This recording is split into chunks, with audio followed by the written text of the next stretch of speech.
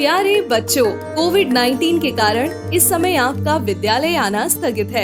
ऐसे में आपकी पढ़ाई निरंतर जारी रहे, इसीलिए हम लेकर आए हैं डिजी साथ कार्यक्रम। इसके माध्यम से आप प्रत्येक दिन सोमवार से शुक्रवार तक पूर्वाह्न 10 से 12 तथा अपराह्न 1 से 2 बजे तक अपनी अपनी कक्षाओं के अनुरूप कार्यक्रम देख सकेंगे। अब पढ़ाई नहीं रुकेगी। स्कूली शिक्षा एवं साक्षरता विभाग झारखंड।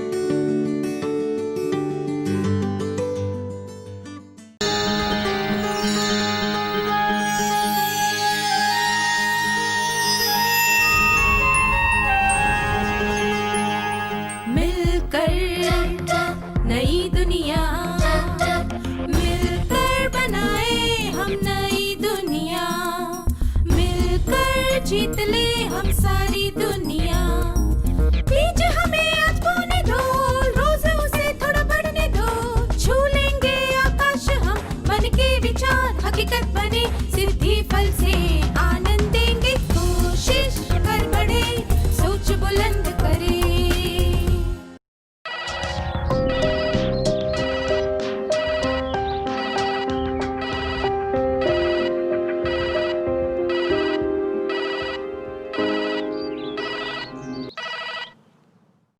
नमस्ते छात्रों, आप सबको इतना खुश देखकर बड़ा अच्छा लग रहा है। लगता है कि आप सब मज़े में हैं। क्या हम आज के सत्र की शुरुआत एक कार्यकलाप से करें? मैं चाहती हूँ कि आप सब जोड़ियाँ बनाकर बैठ जाएं और एक दूसरे को बताएं कि आपने आज के दिन की शुरुआत किस तरह की।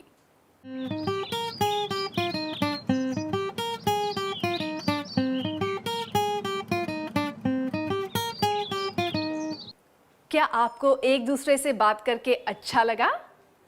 क्या यह रोचक था? क्या बातचीत करके किसी सत्र की शुरुआत करने में मजा आता है? एक दूसरे के साथ बातें करने को हम क्या कहते हैं? सही कहा आपने, वार्तालाप। वार्तालाप तब होता है जब लोग एक दूसरे के साथ बात करते हैं। आइए साथ मिलकर कहें, वार्तालाप तब होता है जब लोग एक दूसरे के साथ बात करते हैं। हम वार्तालाप क्यों करते हैं? हम वार्तालाप करते हैं अपने विचार और भावनाएं बताने के लिए, दूसरों के साथ बात करने के लिए, दूसरे व्यक्ति को जानने के लिए, भरोसा और विश्वसनीयता बनाने के लिए। ऐसी दुनिया की कल्पना कीजिए जिसमें कोई वार्तालाप ना हो।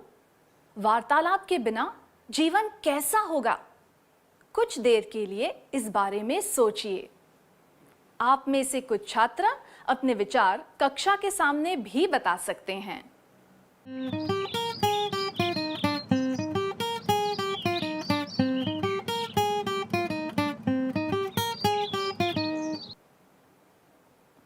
धन्यवाद।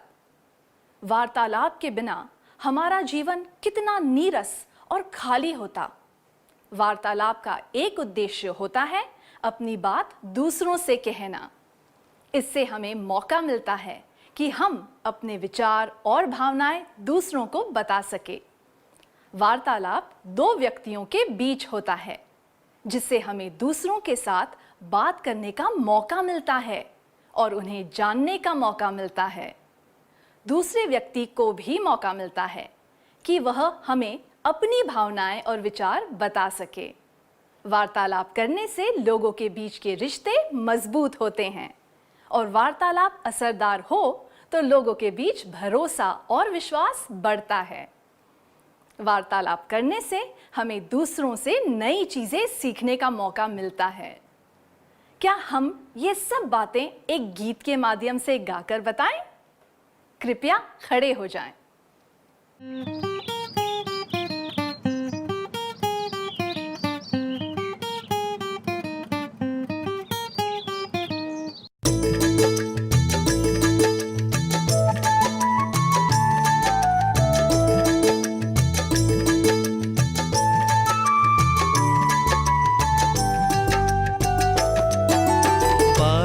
बात कर रिश्ते नाते वालों के संग बात कर तू बात कर रिश्ते नाते वालों के संग बात कर तू बात कर विश्वास से विश्वास आए ऐसी बात कर तू बात कर विश्वास से विश्वास आए ऐसी बात कर तू बात कर भाव विचार बोल के व्यक्त कर बात कर तू बात कर भाव विचार बोल के व्यक्त कर बात कर तू बात में सीख ले अच्छा बात कर तू बात में सीख ले अच्छा बात कर तू बात कर।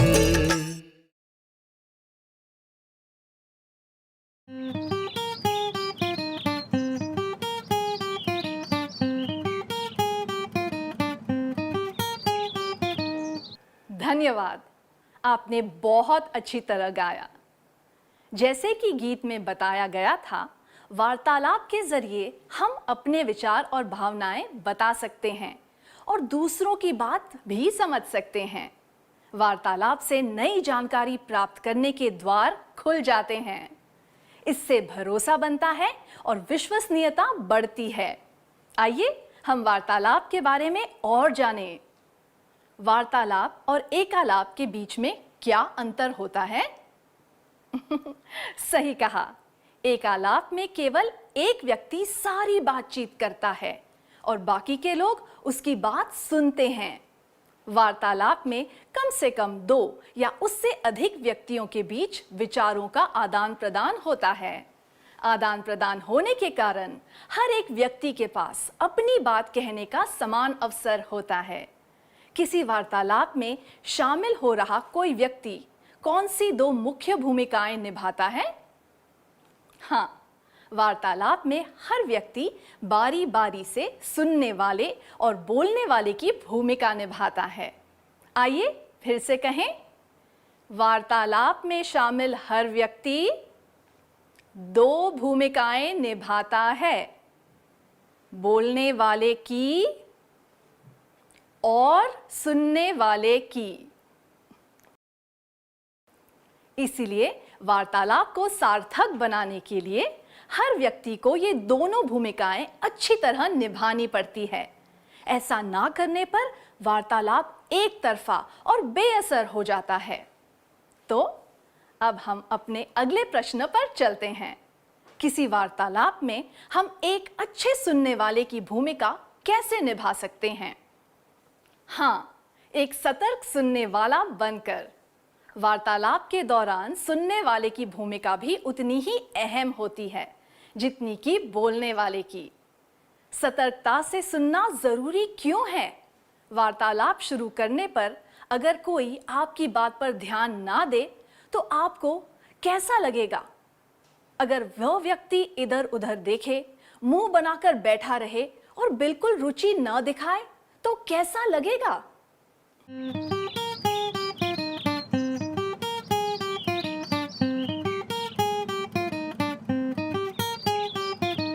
अपने विचार बताने के लिए धन्यवाद। आपने सही कहा, आप उस वार्तालाप को आगे नहीं बढ़ाना चाहेंगे और आपको बुरा लगेगा। तो फिर एक सतर्क सुनने वाले को क्या करना चाहिए? इस प्रश्न का उत्तर देने के लिए क्या कोई भी 2 छात्र आगे आकर एक अभिनय करके दिखाएंगे?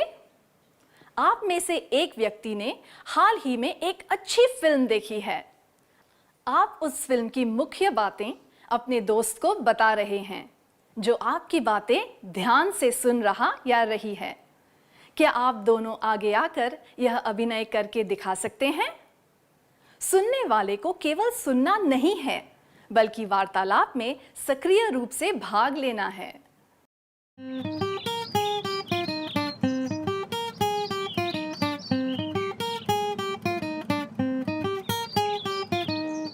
बहुत बढ़िया किया आपने। धन्यवाद। क्या आपने ध्यान से देखा कि किस तरह सुनने वाले ने वार्तालाप में रुचि दिखाई? सतर्क सुनने वाले के तौर पर आपको बोलने वाले के साथ नजरें मिलानी चाहिए, सिर हिलाते हुए उचित तरीके से मुस्कुराना चाहिए और उसका समर्थन करना चाहिए। ध्यान से सुनना चाहिए, थोड़ा सा आगे झुकना चाहिए। ऐसे प्रश्न पूछने चाहिए जिनका जवाब केवल हाँ या ना में ना हो। कोई बात स्पष्ट करनी हो तो प्रश्न पूछने चाहिए। जवाब देने से पहले कुछ क्षणों के लिए विराम लेना चाहिए। सतर्क सुनने वाले को बोलने वाले के साथ नजरें मिलानी चाहिए। इससे बोलने वाले को अभिप्रेरण मिलता है। उचित समय पर सिर हिलाने और मुस्कुराने से बोलने वाले को बढ़ावा मिलता है। इससे वार्तालाप करने के लिए एक सकारात्मक वातावरण पैदा होता है। ध्यान देकर सुनने से वार्तालाप को सार्थक बनाने में मदद मिलती है। सबसे पहली बात यह है कि अपनी प्रतिक्रिया दिखाने का यह सबसे अच्छा तरीका है। अगली बात यह है कि इससे वार्तालाप आगे बढ़ता है और उस विषय पर चर्चा जारी रहती है। अगर वह व्यक्ति ध्यान से बात ना सुने तो वार्तालाप किसी और दिशा में जा सकता है और इससे बोलने वाले व सुनने वाले दोनों को शर्मिंदगी महसूस हो सकती है। थोड़ा सा आगे झुकना भी प्रतिक्रिया दिखाने का एक तरीका है, जिससे सुनने वाला बोलने वाले को प्रोत्साहित कर सकता है। प्रश्न पूछने से वार्तालाप आगे बढ़ता है। ऐसे प्रश्न पूछने चाहिए जिनका जवाब देने के लिए बोलने व समझाने की जरूरत पड़े। केवल हाँ या ना में जवाब देने वाले प्रश्नों से वार्तालाप एक तरफा और नीरस बन सकता है। किसी बात को स्पष्ट करने के लिए प्रश्न पूछने से वार्तालाप चलता रहता है। इससे बोलने वालों को प्रोत्साहन मिलता है। सुनने वाला बोलने वाले को अच्छी तरह समझ पाता है और वार्तालाप सार्थक हो जाता है। जवाब देने से पहले थोड़ा विराम करने से सुनने वाले को अपना प्रश्न आत्मसात करने का समय मिलता है। ठीक से सोचकर ऐसा जवाब देना चाहिए जो कि योग्य और उचित हो। इन सब तरीकों से सुनने वाला सकारात्मक भूमिका निभा सकता है और वार्तालाप को सार्थक बना सकता है। क्या अब हम बोलने वाले की भूमिका को जानने और बेहतर तरीके से समझने का प्रयास करें? आपको कैसा लगेगा अगर आप किसी से बात कर रहे हो और वह आपकी हर बात से असहमत हो? कल्पना कीजिए कि आप किसी वार्तालाप के बीच हैं। आप कह रहे हैं कि स्वच्छता आज के समय की सबसे बड़ी समस्या है। हमें अपने आसपास की जगह और सार्वजनिक स्थानों को साफ रखना चाहिए ताकि हमारा जीवन स्वस्थ रहे।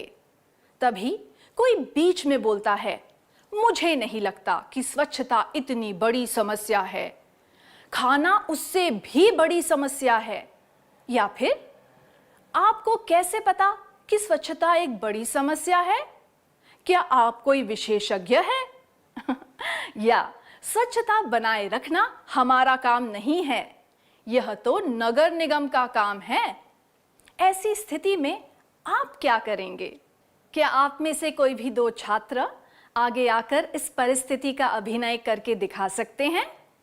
आप इस विषय को चुन सकते हैं या फिर किसी और विषय पर भी बात कर सकते हैं।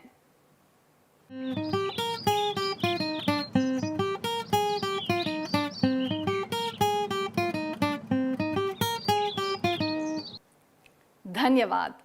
आप दोनों ने बहुत अच्छी तरह किया। कुछ लोग इस तरह बात करते हैं जैसे कि उनकी हर बात सही हो। ऐसा रवैया रखने से वार्तालाप पर गलत असर पड़ता है।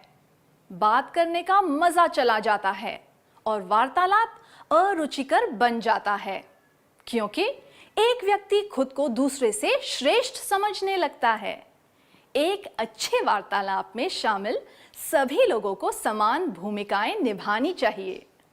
तो याद रखिए कि एक वार्तालाप में किसी का हमेशा सही होना जरूरी नहीं है। आइए साथ मिलकर कहें, किसी वार्तालाप में हमें इस तरह बात नहीं करनी चाहिए कि हमेशा हमारी ही बात सही हो। अब हम वार्तालाप के एक और पहलू के बारे में जानेंगे। मान लीजिए कि आप इस तरह से बात शुरू कर रहे हैं, स्वच्छता आज के समय की सबसे बड़ी समस्या है। हमें अपने आसपास की जगह और सार्वजनिक स्थानों को साफ रखना चाहिए ताकि हमारा जीवन स्वस्थ रहे। तभी दूसरा व्यक्ति बोलता है, हाँ, हमें भी अपने आसपास की जगहों को साफ सुथरा रखना चाहिए। यदि हम इसकी परवाह नहीं करेंगे तो कौन करेगा? और फिर आपको मौका दिए बिना वह बोलता ही चला जाता है। आपको कैसा लगेगा? क्या आप में से कोई भी दो छात्र इसका अभिनय करके दिखा सकते हैं? परिस्थिति यह है, एक व्यक्ति बोल रहा है और दूसरा व्यक्ति बीच में बोलकर वार्तालाप पर हावी हो जाता है।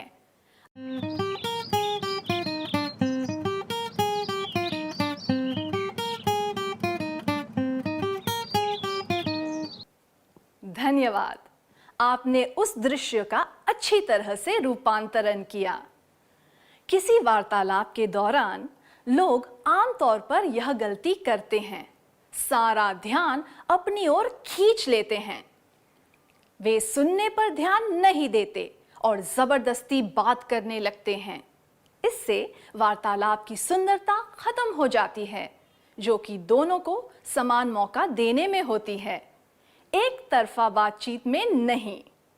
इससे दूसरे व्यक्ति को परेशानी होती है और दुख पहुंचता है, और ऐसी स्थिति में वार्तालाप रुचिकर नहीं हो सकता। हमें यह ध्यान रखना चाहिए कि वार्तालाप के दौरान हम दूसरे व्यक्ति पर हावी ना हो। साथ मिलकर कहिए, वार्तालाप के दौरान हमें दूसरे व्यक्ति पर हावी नहीं होना चाहिए। अब एक और परिस्थिति की कल्पना कीजिए। आप इस तरह से बात शुरू करते हैं, स्वच्छता आज के समय की सबसे बड़ी समस्या है। हमें अपने आसपास की जगह और सार्वजनिक स्थानों को साफ रखना चाहिए ताकि हमारा जीवन स्वस्थ रहे। क्या होगा अगर कोई व्यक्ति ऐसे सवाल पूछता रहे, जैसे कि स्वच्छता की कमी क्यों है? स्वच्छता बनाए रखने के लिए हम क्या कर सकते हैं? या स्वस्थ जीवन का मतलब क्या होता है? इत्यादि। क्या आप में से कोई भी दो छात्र आगे आकर इस दृश्य का अभिनय करके दिखा सकते हैं? आप इसी विषय पर या फिर अपनी पसंद के किसी भी दूसरे विषय पर बात कर सकते हैं।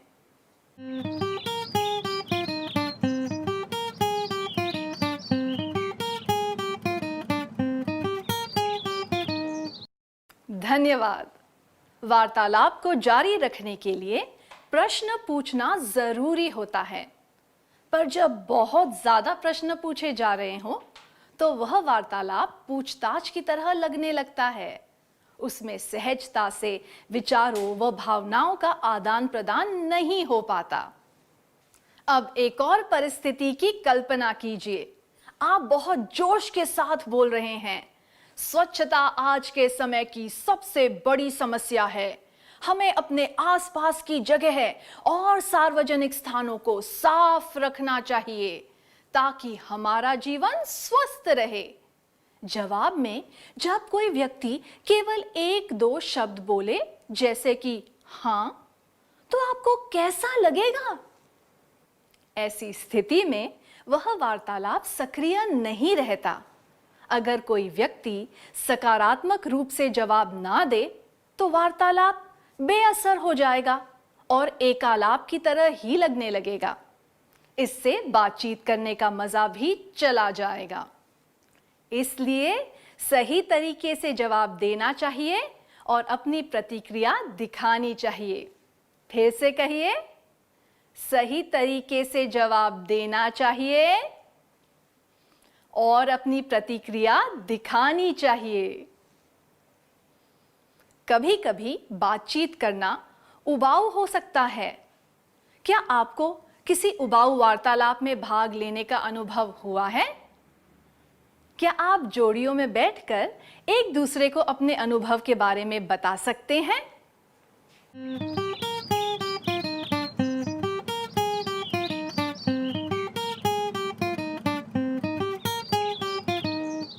उबाऊ वार्तालाप के बारे में अपना अनुभव बताने के लिए धन्यवाद। इन सब बातों पर गौर करने से हमें पता चलता है कि ऐसी बातों के बारे में बात नहीं करनी चाहिए जिसे सामने वाला ठीक से समझ ना सके या जिसमें उसे रुचि ना हो।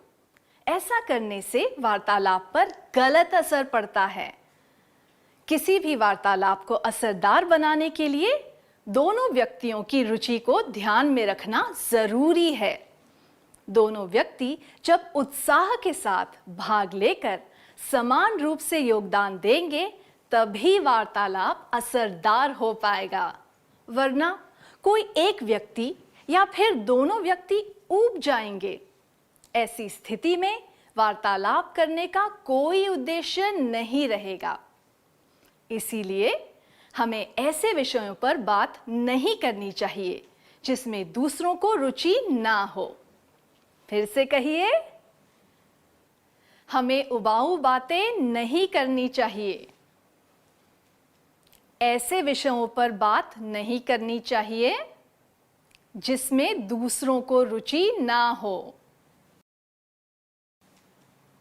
अगर उस विषय पर बात करना आवश्यक हो तो इस तरह से बात करनी चाहिए कि सामने वाले व्यक्ति को भी रुचि आए, ताकि उसे वार्तालाप उबाऊ ना लगे। दूसरे व्यक्ति के लिए हम अपनी बातों को किस तरह रुचिकर बना सकते हैं? बातों को रुचिकर बनाने के लिए हमें ऐसे विषय लेने चाहिए जिन पर सब लोग आसानी से बात कर सके, उचित तरीके से मजाक कर सके और संदर्भ को ध्यान में रखते हुए संक्षिप्त में अपनी बात कह सके।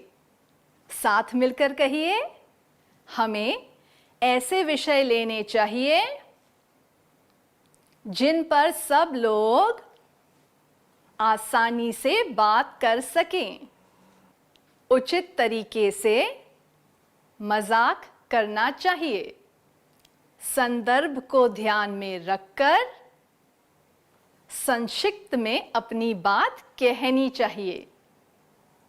हमने देखा कि कई कारणों की वजह से वार्तालाप उबाऊ बन सकता है।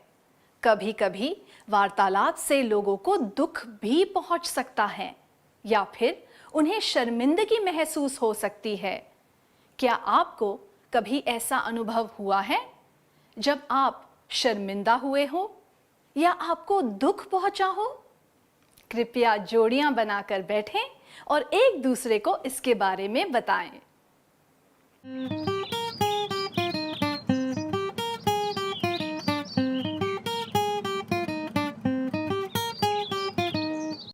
अपने अनुभव के बारे में बताने के लिए धन्यवाद।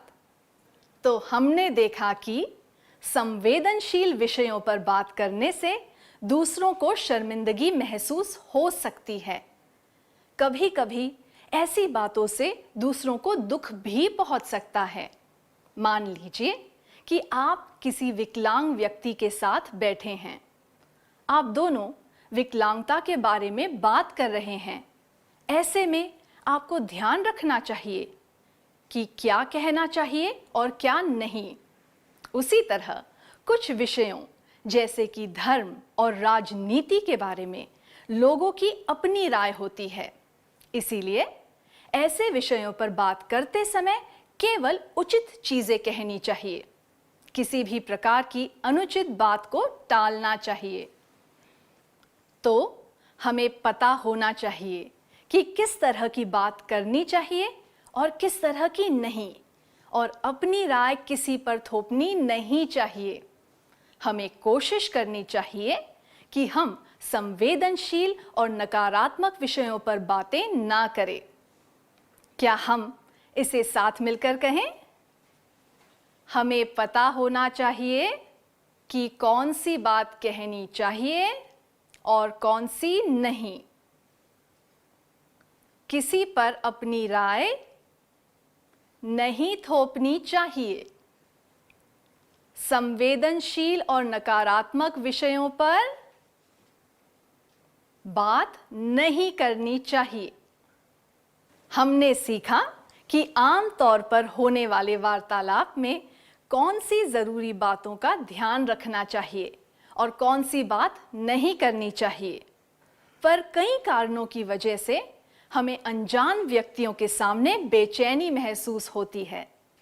ऐसे में हम कोई ना कोई गलत बात कर बैठते हैं जिनके बारे में हमने अभी बात की।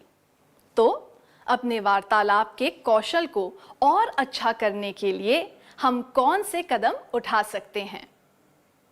पहली चीज जो हमें करनी चाहिए वो है ज्यादा ज्ञान प्राप्त करना। अपने आसपास की चीजों के बारे में जानकारी लेकर हम ज्यादा ज्ञान प्राप्त कर सकते हैं।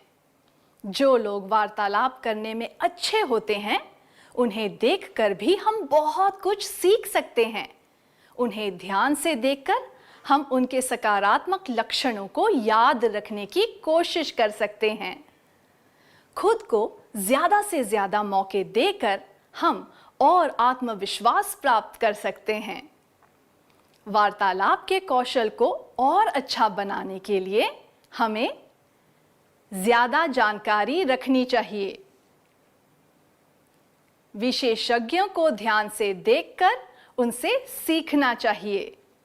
वार्तालाप करने के हर मौके का इस्तेमाल करना चाहिए।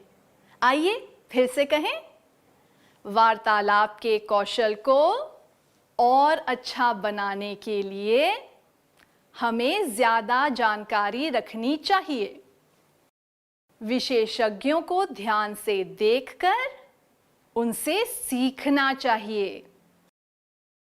वार्तालाप करने के हर मौके को इस्तेमाल करना चाहिए। हमने अब तक जो भी सीखा, क्या हम उसका अभ्यास कर लें?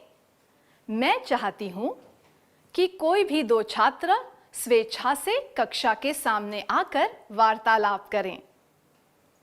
आप हाल ही में हुए किसी पिकनिक या सैर के बारे में बात कर सकते हैं। आप अपनी पसंद के किसी और विषय पर भी बात कर सकते हैं। मैं चाहती हूं कि बाकी छात्र ध्यान से देखें।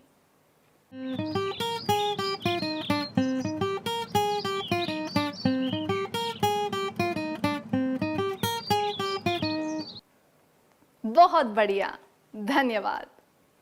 हमने आज के सत्र में जो भी सीखा, क्या उसका सार संक्षेप कर लें?